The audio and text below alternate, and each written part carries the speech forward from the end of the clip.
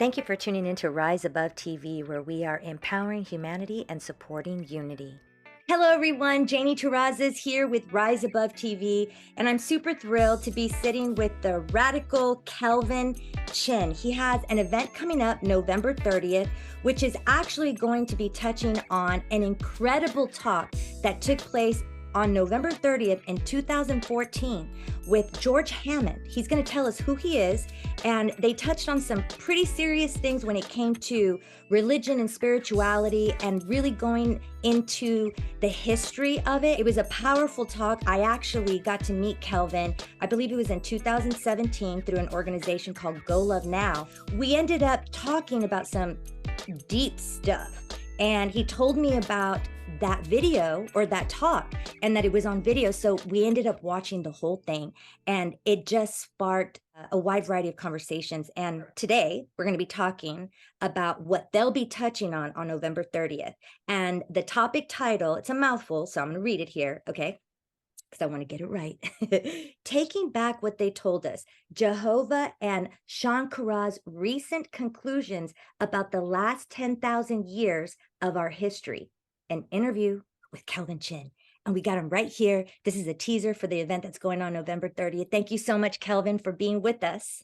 Great to be here with you, Janie. It's great to be here. There were so many things that Kelvin and I were connecting on, and he was helping to make sense of some things, because at that time I was going through my own healing journey and understanding what is God really and who is Yeshua and, all these beautiful prophets that were teaching. But I also didn't really buy into the fear and the judgment, and he was able to make sense of it all in a lot of really cool ways. So the fact that we're touching on this and that he's going to be having this event, and it's going to be online. So it doesn't matter where you are in the world. I don't know where you want to get started. So I'm just going to let you run with it. Sure.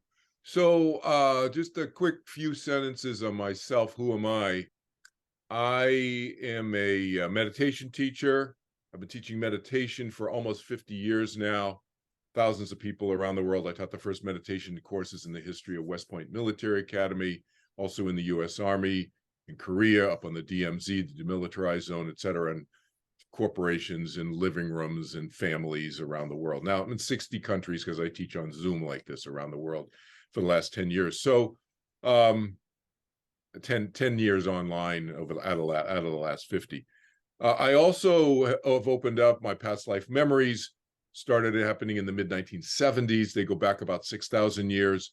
And I started opening up to the other side in 1986. So that's kind of me in a nutshell. It's a mindful probably, but I don't want to make this talk about me. But I organized the talk that Janie's referring to in 2014 that happened on 30th November. So we call it the 30th November talk. That you all can watch online at 30thnovember.com. So the actual 3-hour talk is there. You'll probably want to watch it in segments because it's pretty in-depth and long, 3 hours. And there's a Q&A that happened after that live with the live audience at 30th November 2014.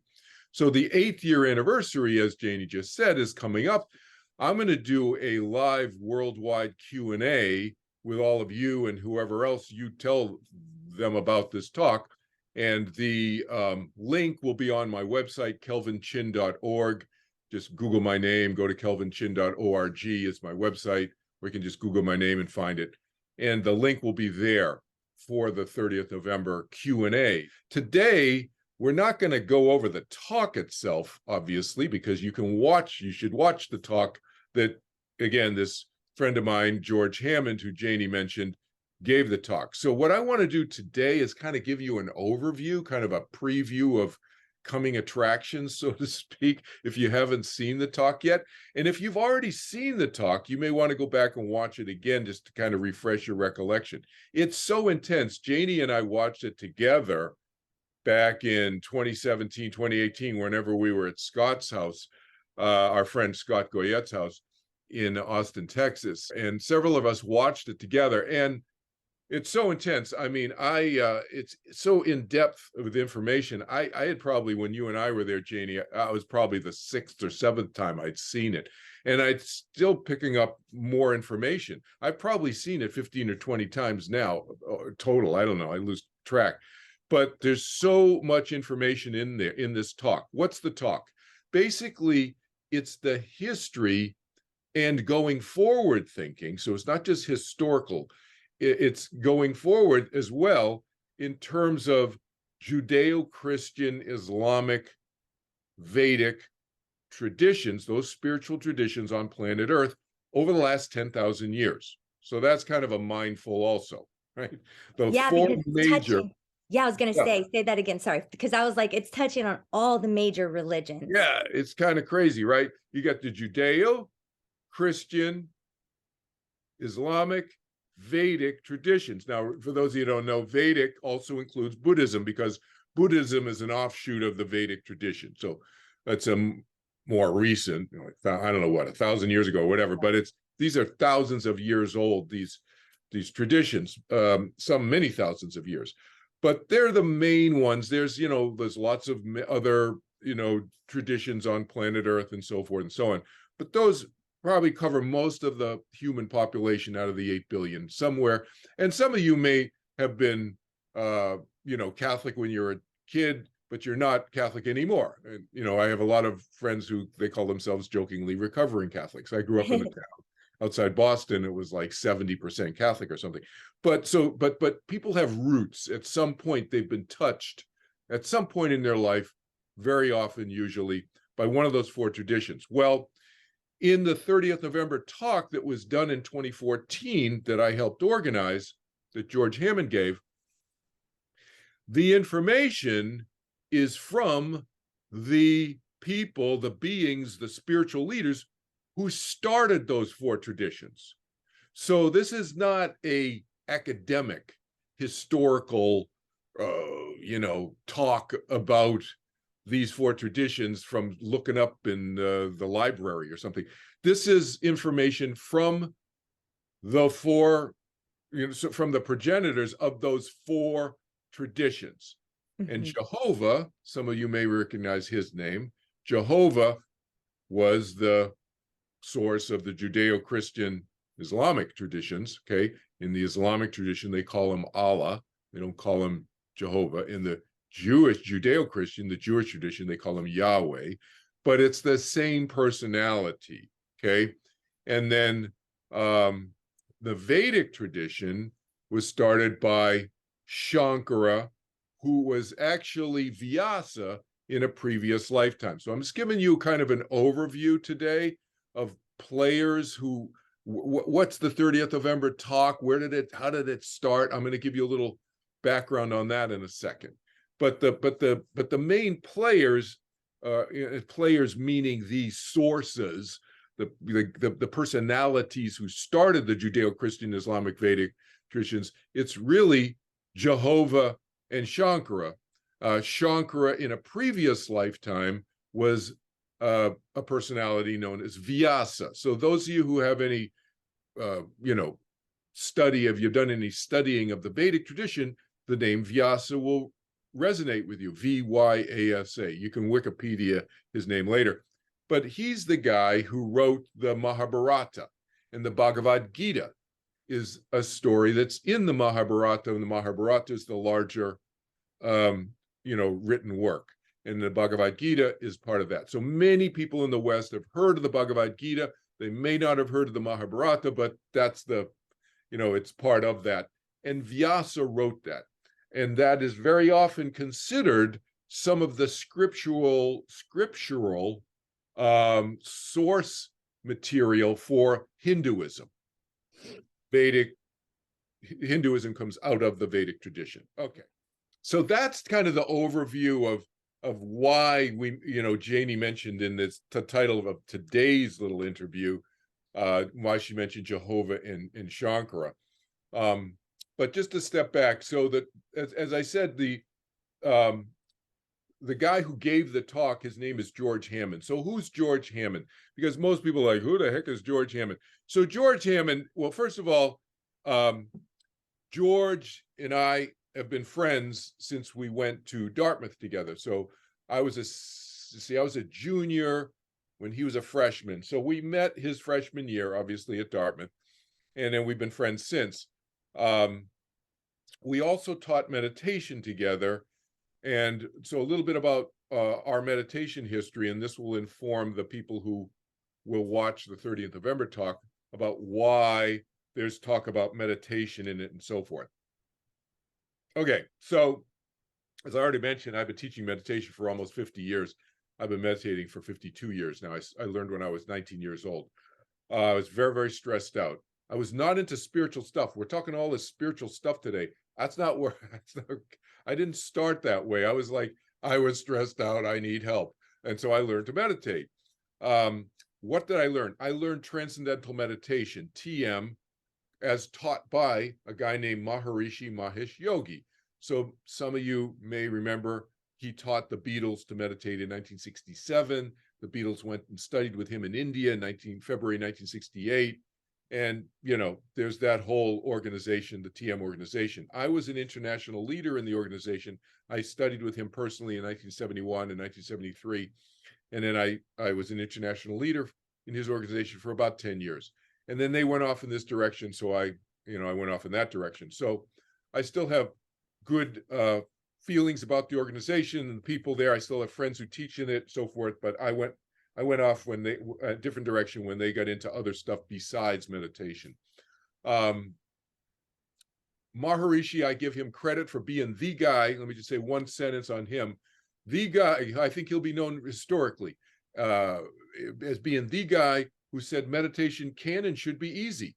And so I've taken his technique and I've made it even easier, and I've removed all the cultural trappings from the teaching. That's why I can teach across 60 countries now, all different religions, cultures, doesn't matter. But I mentioned his name, and I mentioned the context in which George and I taught meditation. George also was a leader in the TM organization at the time. He also left in the early 1980s. I mention that because in the 30th November talk, you'll hear this talk about Maharishi. And the reason is, what happened was, so George and I have this history of teaching meditation in Maharishi's organization. So do several of other family members in George's family. Comes from a family, I think it's 12 kids. And his older sister, Mary, was still very active in the TM organization up until her untimely death in 2014. She had a heart surgery. George gives a little bit detail in his talk about this. I'll give you a little bit more. So what happened was she had heart surgery. It was successful. It was unplanned. It was just, she had an event, a cardiac event, visiting her son and daughter-in-law and new grandson in San Francisco. And she went to the hospital. She had surgery successfully. She went back to George's house a few days later, a week later, or whatever it was, probably a week later, and to recover before she could get on an airplane. So she was at George's house to recover. The intention was to recover for a few weeks before she could fly again back home to the Midwest where she lived. She died tragically in her sleep. And it was surprised everybody. Obviously, the doctors sent her home because they thought she was fine. Well, she died. The quick version of the story is that she came to George almost immediately, within a few hours of her death, couple hours of her death, while he was in the shower. After calling all his siblings and explaining to them what happened, you have to deal with those of you may have tragically had a loved one die in your house, you have to call the police. The police have to come and inspect everything and sign off on it and all of that. So he had to deal with all of that. Then a couple hours later, he's in the shower and his sister comes to him in mental telepathy. Okay, you can hear her voice. It was the same voice that he heard maybe 10, 12 hours earlier, whenever it was, in the living room when she was talking to her son and daughter-in-law, and George and his wife and everybody was, and their brother Gary was still there, and so forth and so on. Same voice. And so she starts telling him about how she wants her funeral done in a unique way through this, because again, she was still involved with this kind of more Vedic kind of thinking that we had left behind, but she was still involved in it. So she wanted her funeral done in a certain way, certain rituals, all this stuff. She's telling him information, asking him to do this. And then she brings Maharishi into the scene. Maharishi, you got to understand, died in 2008. This event that I'm describing happened in George's house in January 2014. And so Maharishi's been dead on the other side for 6 years. She goes and gets him. Now, George can see this now. Now he can see energy bodies, okay, see light bodies. So he sees his sister, his light body in her face, and he sees Maharishi come in. And then George gives a little bit more detailed description of this in the 30th November talk. I will leave that. I won't steal his thunder here for you, and you'll find it interesting how he saw him and how he appeared to him at that time, how Maharishi appeared to George at the time. But suffice it to say, Maharishi came in, and then later, Maharishi and Jesus were there. Jesus joined them, and then later Jehovah, and then some other 12 to 15 other beings were there in this conversation that was going on in George's house now. Okay. Yeah. That was the part that was just like, when I was listening to the story, right? you guys have to like listen to it. Yes, absolutely. You're It like, was just like, whoa, I can't even imagine like what he must be, what he was feeling. yeah, he gets into like the experience that he was having and what it felt like physically for him at that moment, not just mentally and emotionally, but physically, what it physically felt in his physical biological body also, because I'll just say he was holding Jesus in Maharishi's hand. They were holding hands at the time. So what it felt like in his physical biological body. So he gets into that a little bit in the talk. So they give him a download basically of the history of spirituality on planet Earth in the Judeo-Christian Islamic Vedic traditions and why certain things were done and said over the last 10,000 years. Why did Jehovah come up with this prophetic approach? Send a prophet down. Hey, we're going to send a prophet down now. Okay. Some of your viewers know about soul plans.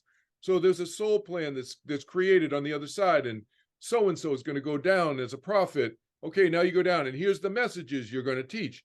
So there's some planning that was going on over the thousands of years at different times, and some of this is,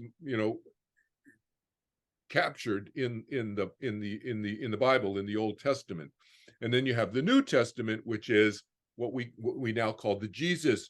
So it's the John the Baptist Jesus Project. Sometimes we just shorten it to Jesus Project. Sorry, John the Baptist, but John the Baptist Jesus Project is the New Testament. Is a lot of that's captured in the New Testament. So George gets into some of the whys of this and the whys of that. Okay, so he gets into the origins of this. We'll call it this. There was an overall plan, and the group is called the movement. The movement. They call themselves the movement. The movement is Jehovah, Jesus, John the Baptist. By the way, John the Baptist and Maharishi, same person, and Elijah. So John the Baptist, Elijah, Maharishi. I'm doing it in wrong chronological order. I guess Elijah's first, and then John the Baptist and Maharishi. They're all the same personality, the same soul, the same mind, the same consciousness, the same being. Okay. And then, as I said already, Shankara and Vyasa, same being. Also, Shankara was also a Greek philosopher. I don't know, it was around 500 BC or something like this in ancient Greece. And his name was Archytas. So you can see there's crossover. You see that between the East and the West, right? You got ancient Greece, you got the Vedic tradition, which he started, that came out of what we now call India. Obviously, thousands of years ago, there was no countries, but that part of the world in the Himalayas and India, South Asia, what we now call South Asia. Same person, same personality, and Buddhism comes out of that. Okay, so now what we now see today as Buddhism and today as Hinduism may have been very different from what they started in 10,000 10,000 years ago. We can get into that in the Q&A that I lead in a couple of weeks, but I don't want to get into that today, and George doesn't get into that in the 30th November talk. So out of the 30th November talk, after people watch it, they'll have questions, and they can bring up whatever questions they want to me, and if I can answer them, I'll answer them. If I can't, I can't. I'll let you know. I won't just make something up. But what I really love though too is that the fusion of Eastern and Western understandings, and how now is the time, even like fusing what indigenous natives understood and the way they practice things, and what we now know about physics. There's all this like merging. It's time for us to fuse and look at all the pieces and see how they all fit together to create a bigger, wholer picture. Yes, it's important to have context to kind of segue to what you're saying there, Janie. It's a really good point, because I think for me anyway, again, I'm not a biblical scholar. Some of you guys out there watching this, you know much more about the Bible than I went to Protestant Sunday school, but I really, honestly, I didn't pay close attention. I mean, just be self-disclosure. But the thing is, what this 30th November talk, when you hear the source individuals who created these various spiritual traditions give you a context, and that, like you said earlier in your introduction, it helped you get rid of some of the conflicting thoughts that you had. Like, that doesn't make sense with this. How come? What about that? And we'll talk about that in a couple of weeks in the Q&A. I'm sure people will have questions like that. But let me just say a couple things about. So George is not a psychic. So I want to get that out of the way. He was a mergers and acquisitions lawyer, his career. Okay. Yes, we taught meditation in the 1970s together when we were in our 20s. And yeah, we taught a whole bunch of people around the world and so forth. But I went to law school, he went to law school, and we kind of had careers. We were raising families and so forth. And he was a global mergers and acquisitions lawyer. I say that to people because if anybody in the audience has any business experience, or if maybe there's some lawyers out there, that a mergers and acquisitions lawyer who specializes in global deals, multi-billion-dollar global deals, you got to have your head together. I mean, you're juggling a lot of very specific stuff, and if a comma goes in the wrong place, it could cost your client hundreds of millions of dollars. Okay, a wrong word here or there.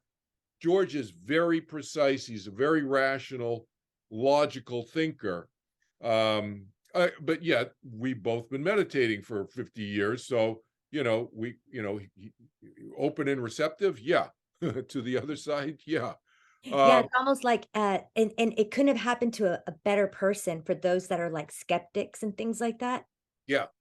Like, exactly. Because I mean, for the information to be downloaded through somebody like that is. Yeah, this is not his thing. I mean, it's like, and he and I just, okay, here's something he's not in the 30th November. I'll give you guys a little peek behind the curtain since you're watching this little interview that Janie and I are doing together. George called me right after this happened. And I knew his sister had been sick and in the hospital. So he said to me, I was living in Austin, Texas at the time. And he said, "Are you sitting down?" I remember that's the first thing he said to me. "Are you sitting down?" And I said, "Yeah." I was sitting on my couch actually.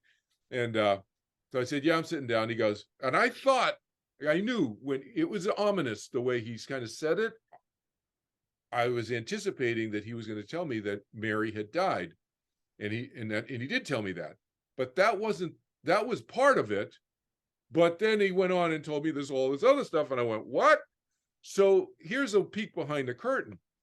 We talked about this. He told me what they said. I went to sleep that night. I woke up the next morning. I called him up and we talked some more.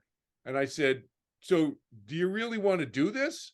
I mean, first of all, do we really think that this is them saying this stuff? Because I told you guys in the introduction to this little interview with Janie here, I was open up to the other side since 1986. All right, so I've had plenty of experience speaking to beings on the other side's over. I said, do we really know who this is? Because they're posers. People can say, hey, I'm Joe Schmo, or I'm God, or I'm this, like, whatever. Yeah, exactly. Like how do you get that authentication?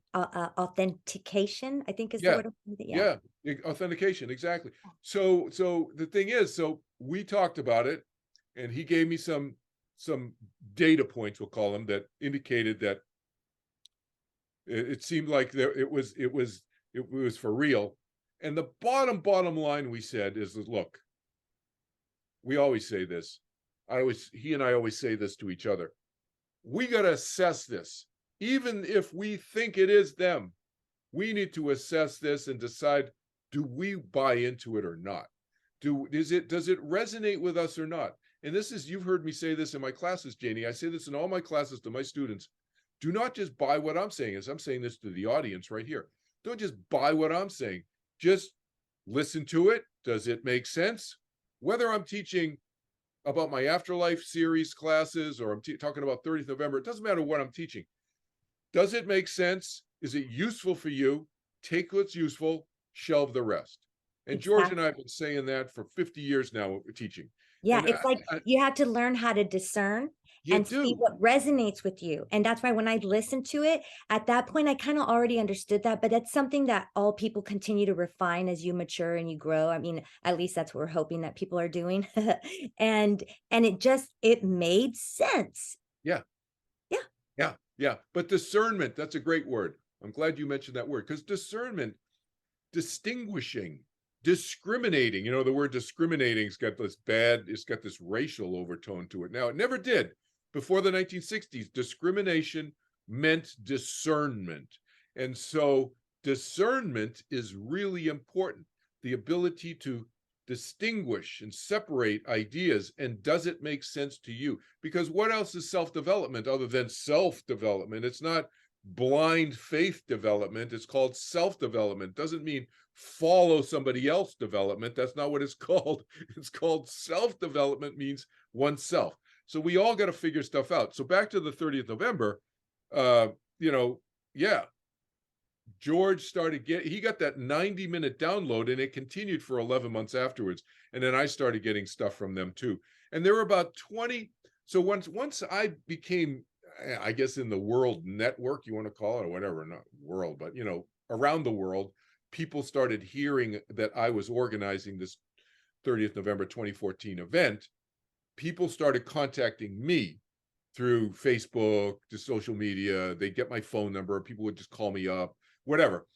And after, up until 30th November, I collected about the names of about 20 different people from around the world who I didn't know at all, who separately had their own visitations from Maharishi or Jehovah or Shankara or one of the members of what they call themselves the movement, saying, hey, you should check out this 30th November thing, and you should listen to it, either live stream it or go to it if you can, et cetera, et cetera, et cetera. So these are people around the world. They're England, Germany, a few countries I remember, Australia, Canada, obviously the United States. People would tell me, like, one guy called me up and he said, I was sleeping, it was 2 or 3 o'clock in the morning, pitch black room, dark room, alone. He lived alone, and his room lit up. He said, and I didn't turn the lights on. And he said his room lit up, and one of these guys, let's say Maharishi, was there. John the Baptist, Maharishi, was standing in his room saying, the light body, and he said, check out this 30th November thing. You need to check it out. It's for real, da da da da. So I got 20 of those, and I don't know how many other hundreds of people who I don't know, who didn't know how to reach me, also had visitations like that, independent, didn't know each other, didn't know me, didn't know George, didn't know any of us.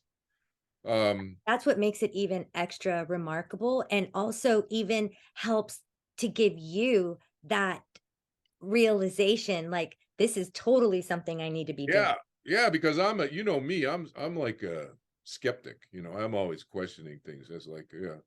Oh, there's a couple of phrases I want to tell the audience here, that's used a lot in the 30th November talk that George doesn't, he might explain it very, very briefly in a sentence, but let me just explain it clearly to folks, to emphasize what he says. There's a name, a person called Guru Dev. Guru Dev just is a simple two words in, it's either Sanskrit, or I think it's Sanskrit. Hindu is, a form of, is based in Sanskrit, the Hindu language. But it just means great teacher is what it means. Guru is teacher.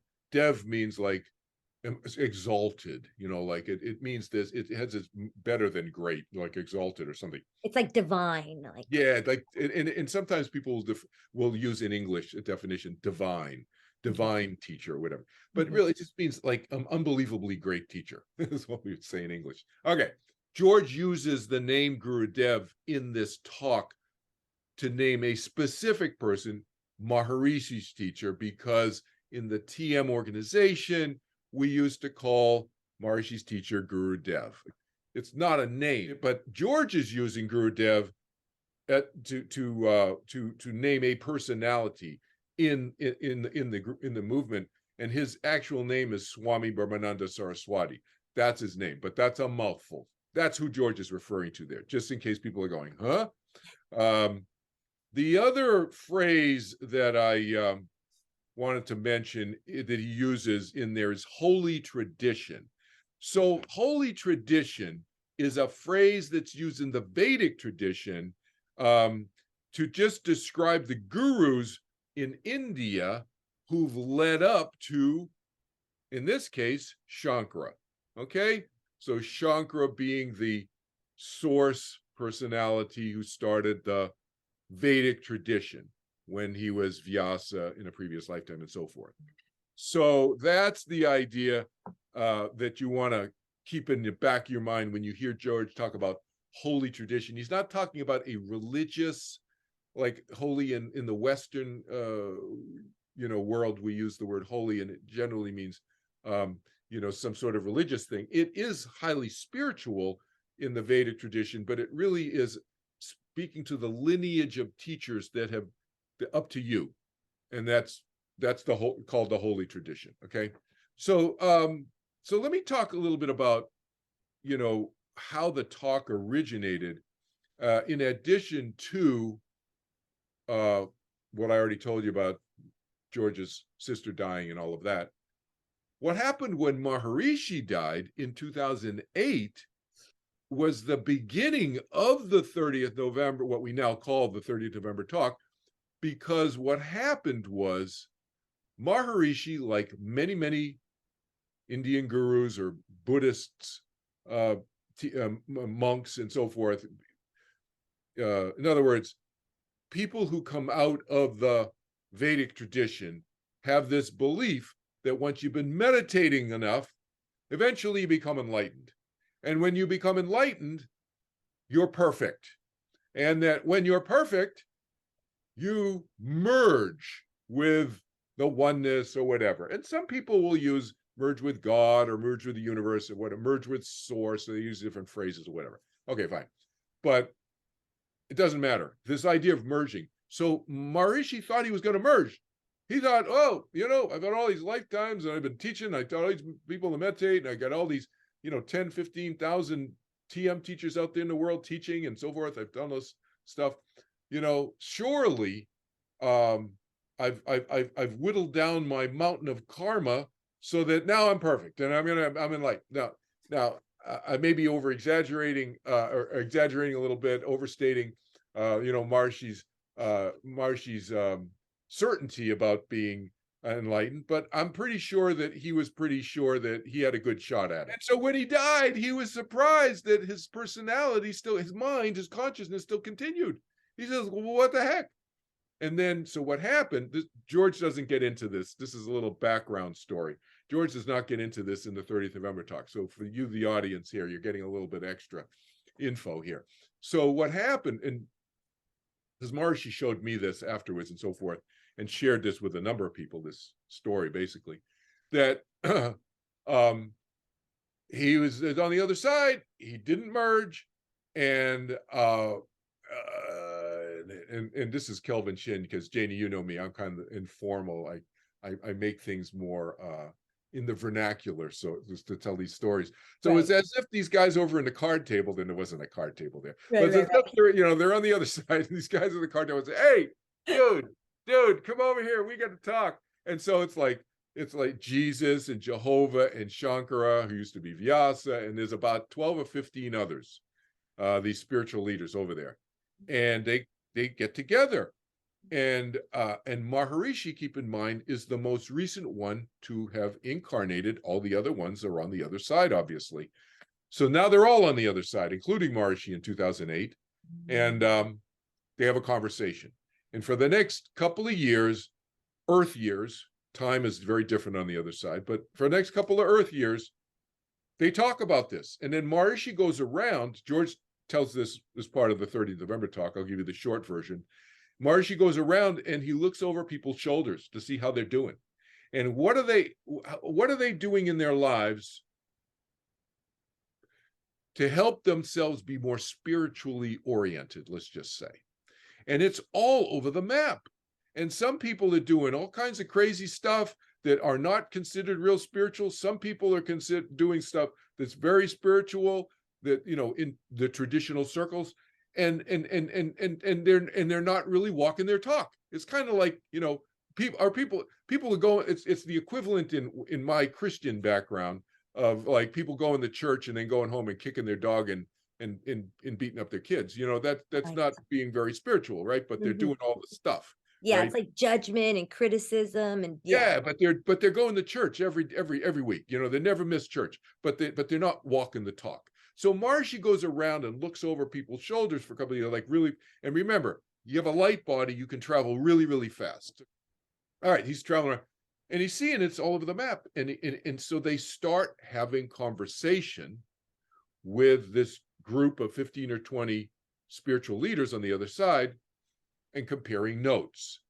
And the result of the comparing notes is the 30th November talk that George gave, that you can watch at 30thnovember.com. All right. and that's what I found the most valuable. Yeah. You know, because it all came back down to love. Yeah. So, People got to love in the sense of accepting. So here's Jesus's definition of love: accepting the other person for who they are, not who you wish they were. And that includes yourself, of course, but accepting the other person for who they are, not who you wish they were. So that's real love. That's acceptance. It's not just a feeling. It has to be action and behavior too. That's like the equivalent of, well, I feel this way, but I beat up my dog. That's like going to church and then going, you know, no, you gotta walk your talk. But it's accepting the other person, not trying to change them into something that they don't want to be. And that was a huge epiphany for even members of this 12, 15, 20 person movement on the other side, that not to try to change people. The idea of free will, that yes, we can influence people. We can teach people ideas and principles. And that's what I've been doing, right? But we cannot force people. You cannot coerce people. You can't trick people. They gotta, like you said at the beginning, Jane, you said some variation of people gotta learn. They gotta learn. It's self-realization. They gotta learn. They gotta go through it themselves. Yeah. Yeah, and I think we touched on this in the P3 episode. If you didn't catch Calvin's P3 episode, which is Power, Passion, Purpose, we touched on acceptance, but also having healthy boundaries with ourselves. Acceptance doesn't mean accepting abuse. It's acknowledging where a person is in their walk, who they are as a person, how they're actually showing up, and then getting to decide whether how closely involved you want to be with that individual. So whether it's emotional, physical abuse. It can be abuse, can be all kind of intellectual Yeah, abuse. It can be any mental, kind of abuse. exactly, and that's right. I'm glad you brought that up because it's mental emotional abuse. And Exactly. and whenever a relationship is toxic, relationships are work situations, you know, people always feel stuck. And it really Yes. goes back to going back to self-worth and valuing and being able to use our voice and blah blah blah. But I don't want to get into that. Let's get back to Well, but yeah, so a little pitch on my book. There's yeah, I a was gonna say there's two books that he's written. That yeah. forgiveness. So this one and this one. So there's two books I've written. But here's the thing: Overcoming Fear of Death. And this one is 67 essays that I've written. But the essay in here that speaks to what Janie's talking about is the essay on forgiveness in here, and it's on page 54. In here, there's an essay on forgiveness and how to forgive people and love them at the same time, but not accept their bad behavior. That's where the rubber meets. That's what you're talking about, because it's easy to accept people and forgive them if it's kind of a minor infraction. But when it's major, sometimes it means see you later, and that's the appropriate course of action. And you can still love them in the way that Jesus defined it, as accepting them for who they are, not trying to wish them to be different. But anyway, just to wrap up on the 30th November, so the reason why the movement started doing stuff and sending prophets down, and then eventually Jesus and so forth came down, what was the purpose? Is to try to help humanity be less cruel. There was so much killing going on for hundreds of thousands, arguably millions of years, depending on which anthropologist you talk to. You know, how many years has the human species that we are now been on planet Earth? Millions, many millions of years, depending on which tree of the branch of the tree trunk you're talking about. But they've seen this, they saw this for many thousands of years, and they said, well, let's see if we can do something about it. So really, it was kind of a social science experiment, if you want to think about it. And Jehovah is more like a social scientist in this, in terms of trying this and seeing what worked.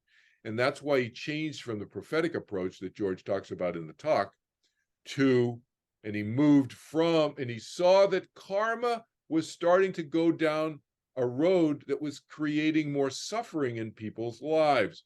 George gets into that in the talk. We'll talk more about this in the Q&A in a couple weeks. I'm sure people will have questions about that part of the talk. We'll get into that. So I'm just previewing that. So pay attention when you hear him talk about Jehovah leaving the experiment, the human experiment in India, what we now call India, and moving it to the Middle East. Why did he do that? And so forth and so on. We'll get into that in the Q&A. Okay. That's amazing. Yeah. So that's the other thing that's so brilliantly beautiful about it is these are individuals and like well-known prophets, teachers from all around the world.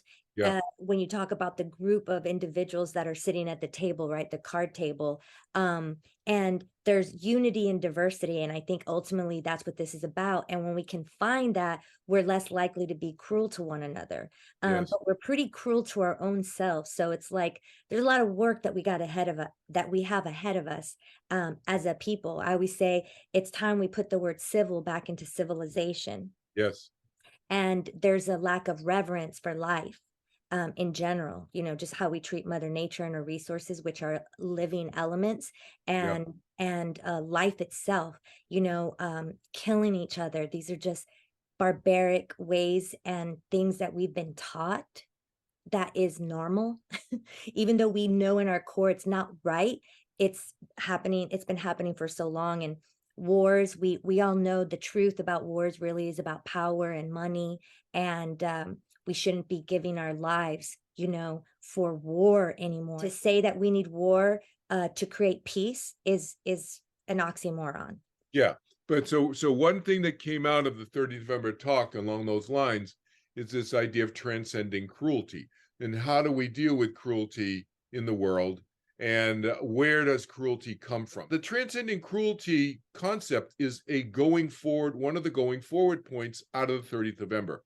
So the 30th November talk one of the things that's very important to remember is it wasn't just a historical analysis. It was about, okay, now that we've thought about this, guys, on the other side, here's what we want the teachings, and then you guys go forth with the teachings, and let's talk about this. Well, I'd already been talking about some of the stuff, like overcoming the fear of death, friendship, the idea of friendship being more important than worship. They don't want to be worshipped. Jesus does not want to be worshipped. Jehovah does not want to be worshipped. And they're okay with people still worshiping them. They're okay with people still believing in them in the certain way that religions have taught them to, but they're not encouraging it. And That the was whole one notion thing. of, yeah, the whole notion of karma and dharma and so forth. But go ahead, yeah. When, and I don't always just say this, but when I felt like what I was channeling or what I was connecting with was Yeshua, that was one thing that he was schooling me on or teaching me about was what is friendship, and how we've all sort of lost sight of what that is. And I thought it was so beautiful, the simplicity of it. Yeah. Exactly. It's beautiful. And friendship that's one of the key things, because let me just say this one summary statement, because Jehovah had an epiphany himself and realized that even though he had not promoted the idea that he was God, that other people had put that onto him, labeled him that way, that he had allowed that belief to continue. He had the epiphany, the following epiphany, that the more he and Shankara kind of jointly, I think, there was a lot of discussion amongst all of them, but I think he and Shankara, I would say, Shankara's a very thoughtful, deep thinker. And the two of them really delved into this notion of blindly following somebody's instructions. By doing that, what you inherently do is you start to create a mentality in the people who are worshiping you that they should not think for themselves and follow whoever tells them what to do. Problem is, when you have Jehovah, Shankara, Jesus, they're very loving beings. Not everybody is. So then you have, pick a name, I'm not going to name historical names in history, world history, but you pick the name of somebody who is not a very loving, compassionate, giving person, and people follow that person because they've been trained by their religious leaders to blindly follow. Yes. And then they follow the wrong person. Yes, and that was the other thing, aside from friendship, that I didn't say, but it was specifically about idolization and Yes. worshiping.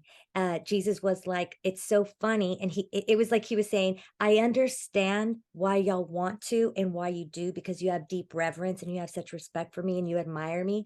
But the reason why he was helping me understand that from the point he was showing me, which is I didn't even really want that. He was like, I was trying so much, not trying, he was actually doing it, showing humility. He took me back to when he would wash people's feet. He Yeah. was like, I wanted y'all to see me as an equal, Yes. not like something, because then you create a separation. And he's like, I never even really wanted to be a king. Y'all call me king and I get it. But from the worldly standpoint, nothing about me is like a king that y'all have created here in the world. Exactly. It's the alpha, omega, divine, queen, king, really aspects that he was trying to teach. But we are all kings and queens. We are all royalty. We all have the blood, that God is within the blood. God is inside all of us. That was another thing. Jesus was like, the kingdom of God is inside of you. And so he was helping me understand worship, idolization, friendship, and all this stuff, so that I could rectify it all and not feel so apart from him. Exactly. That he's always with me. He's here and he's like my best friend. And I'm supposed to learn how to be my own best friend and love me the way he loved loves me and comforts me. And that was the other thing. He was like, hey, I'm here to create leaders, not so much followers. You don't need me to save you. I want to teach you how to save yourself. And then Right. when you figure that out, you're able to be the embodiment of unconditional love here on the planet, and you could be a bridge for peace on earth. There you go. Perfect. Yeah, that's a great summary. And you know what? When you were talking, just so people know, when they see the recording, there was a thumbs up. I don't know if you could see. I don't know if that records or whatever, but Uh-huh. I didn't put that thumb up. And when you were talking, it just automatically appeared on my screen. Oh The my God. I hope I'll have to go reaction. back and see if I see it later. I That's don't know if it awesome. records, but I saw it. It's like a big thumbs up popped up in the corner. You know, when the reactions thing on Zoom, when you were talking.